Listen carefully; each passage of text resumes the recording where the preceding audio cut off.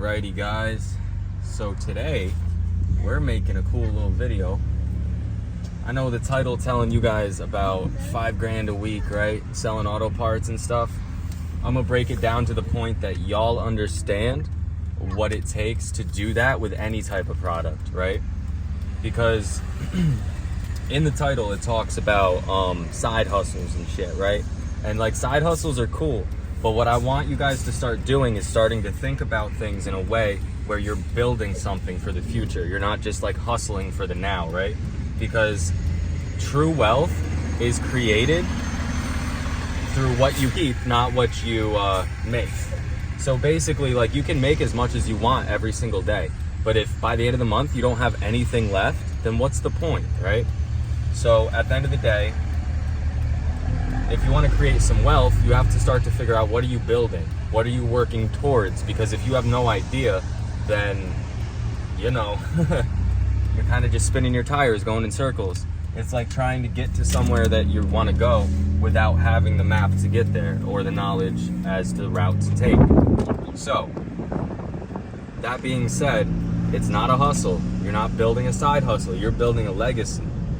So what we're going to want to do is start looking at it like that. When you're going out there and you're trying to figure out how you're going to make money with anything, what you have to realize is business in general is about selling a product or selling a service. So services, those are amazing when you don't have anything to start with. But if you have a little bit of money to start with, then products, in my opinion, are the way to go. First of all, if you're gonna spend money on something in the hopes to make more money back, that is an investment. And by definition, you can't make any money with an investment that you don't understand. Like, there's too much risk involved. Maybe you'll make money here, maybe you'll make money there, but by the time like you do it 10 to 20 times, you're gonna lose, and you're not gonna be making money, you're gonna be losing money. So, the most important part is understanding what you're investing in. For the purpose of this video, we're gonna be talking about auto parts, right? Here, pan back there, show them the back of this van.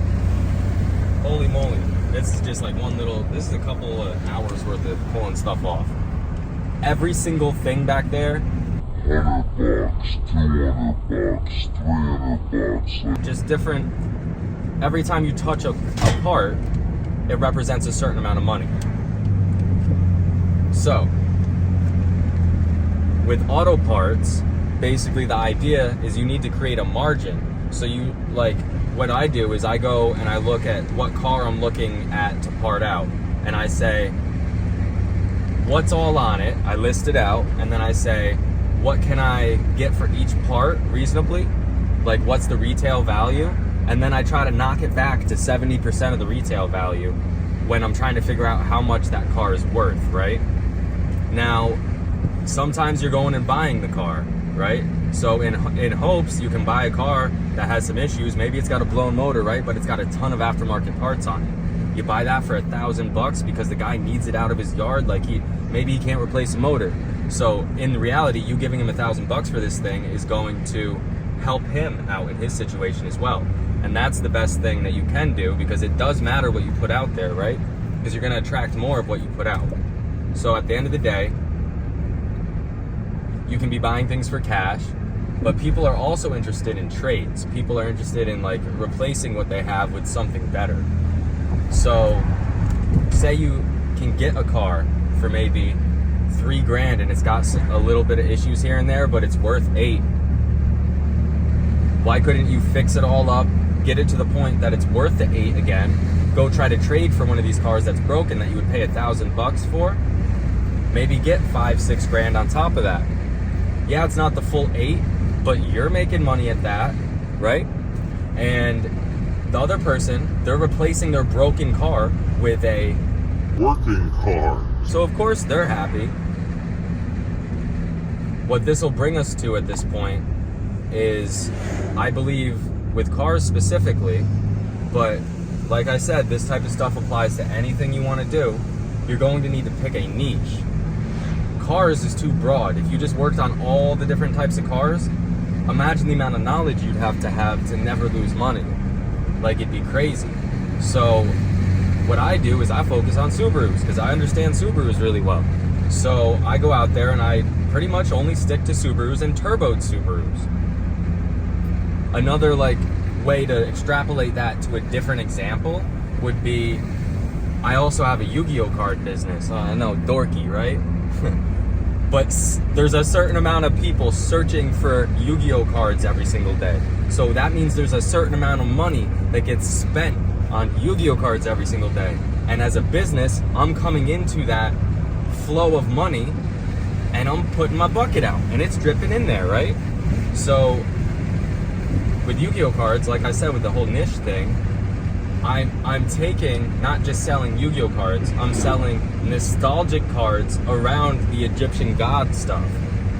I'm using my knowledge from when I was younger to make money in a field that, like, because what I'm showing you here is it doesn't matter what you choose. What matters is, can you create a margin on the things you're buying? There's another good premise. You don't make your money when you sell whatever product you have. You make it when you buy it. If you don't get it at a good enough price that you can sell it at a good price and still make money, you can't make money. Make sense? Cool. So right now we're going to my buddy's shop. I just bought a bike off of him. This is a great example for what I was just talking about, actually, because I don't know anything about motorcycles. So why'd you buy it? Because people with Subarus like motorcycles too normally. So I'm hopefully going to find somebody that understands for themselves how to fix this bike and will give me a broken Subaru for it. Why'd I do that? Because it was $600, and when you look up the market comps on this bike, it's like $400 to $4,500 fixed. So there's some value to be made there. So extrapolate it out. We're going to the shop. I got to pick up the gears for it, and we got to pick up the title. And then after that, we're gonna head over to the storage unit, unload all this stuff, and talk a little bit more about the different things that you can do with parts. But I'm really hoping that you guys can see that you can do this with any product. And that's the point. Once you figure that out, you free yourself. You can make as much money as you want, doing whatever you want. So picking up the parts for this bike, basically, it needs a gear set. So we're getting the gears, getting the paperwork. Yeah, look at that. And here's the other gear set here. Much smaller than the car stuff. And then the accessories and the shift star. Thank you, sir. Yeah, this is definitely something that I don't want to mess with. This looks like a lot of basket for you as well. Swiss cheddar, unique fella. Open the door, foot on the gas, wearing a mask, stacking the cash, laugh, I crash, blowing the gas, packing our rap, cut off your hands, you asking for that, tire flat, low jack. STI intercooler. Woohoo! $200. You want it? So this is the bike. That's what we got. It doesn't turn on right now. Not really sure what's going on with it. Probably user error, you know? Like I said, I don't know much about these things. But yeah, for $600, I figured I can't go wrong. As long as it does run. So it's a risk, right? But I think even if it doesn't, for $600, I could get someone to pay me that. For it in parts alone, you know, if they got one. Yeah. So we're gonna go grab some parts out of the van. Stick them in there. A lot of people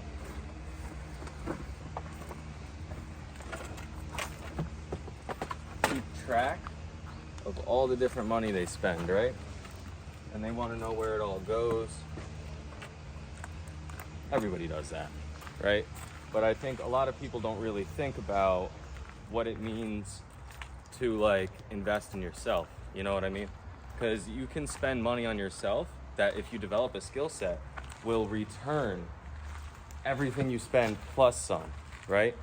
So at the end of the day, one of the main things that I think you should focus on is spending whatever it takes to develop yourself as a person at the end of the day too. So that you become more effective. You become better at making money at the things you do. At the end of the day, when I was saying earlier that if you want to make money by investing money, you want to spend money on something to make sure that you can get cash flow out of it. If you don't understand what you're doing, it's like gambling, right? You got like a spectrum there. You got everything from gambling to operating effectively. At one end, gambling, that's no knowledge. The other end, once you have the knowledge, you're not gambling anymore because you understand what you're doing. So that's the first thing there, is you're going to want to make sure you're acquiring skills. Like I said, we're going to be niched down into business, right? And we're going to be selecting something that's very zoomed in. And if you zoom back out and see whatever type of business that niche like resides in, you can see all the different types of skill sets you're going to need to operate effectively in that niche. For example, with these car parts, if you don't know how to take a car apart, how are you going to be able to get a whole car full of parts and then actually make it single items? You won't be able to. So there's also a spectrum there. There's everything from being able to just take like simple stuff off of a car to being able to strip it all the way down and taking everything out of it. So what you want to be mindful of is where you're spending your time as well, because your time, it's worth money, but it's a resource that's much more valuable than any dollar you can get for it. So become effective at learning things fast, right? One of those things that goes into that is going to be your focus. Like if you can't focus on a task for very long, you'll never get effective at learning things fast. So one of the things I had always heard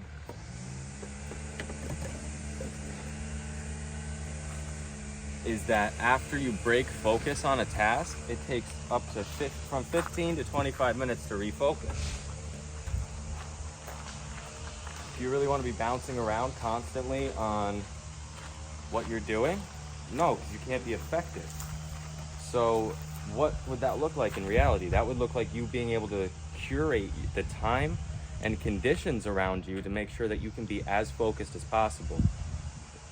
Literally me doing this right now with the YouTube thing and like trying to get some work done, it's showing you the opposite. So it should give you a good relative idea as to how you would become more effective. You gotta think, if every single one of these parts, like that's just a muffler, right? Maybe it's worth 20 bucks, maybe it's worth 30, maybe it's worth 10, but the amount of time that I have invested in that muffler is absolutely zero. It came with everything that I spent on this, right? It's probably gonna go with the bike. I'm not saying I'm gonna sell that muffler, but if I wanted to, that's another 20 bucks. Maybe it took me a minute to pick it up, put it in the van, and put it here, right? 30 seconds each. $20 a minute. It's pretty good. Let's get some more parts. Businesses only get provided money when they're providing their customers with value, right? So what you want to be mindful of is what kind of value are you creating for your customers? If I sold all this stuff at 100% retail, they're getting value in the way where they're getting what they paid for. But what if I can create even more like of a savings for them by still cutting my margin? Then I'm creating a lot more value for the customer than they would be able to get anywhere else. And that's why they'll continue to come back to you if you can do that. That pretty much covers like a lot of the different premises. A lot of the things I'm talking about here, you're gonna wanna string them together, kind of like pay attention to everything that I'm saying and like read in between the lines, figure out how it's going to apply to you. Because maybe you're not doing auto parts, maybe you wanna flip free couches off Facebook Marketplace. Right? Well, the process to figuring out how you're gonna make money is literally the same. You're gonna figure out what it takes to go get these couches, what you're gonna have into each one, and then you're gonna wanna post them accordingly, and hopefully you're not posting them for all of the market value or higher, because then you're gonna sit on them forever. And that's money too. You sit on a storage unit for 3 months full of couches, that's gonna be like $600-700 worth of rent. So you can do all this shit completely by yourself. You do not need anybody to show up for you. You just need to show up for yourself. Big old pipes.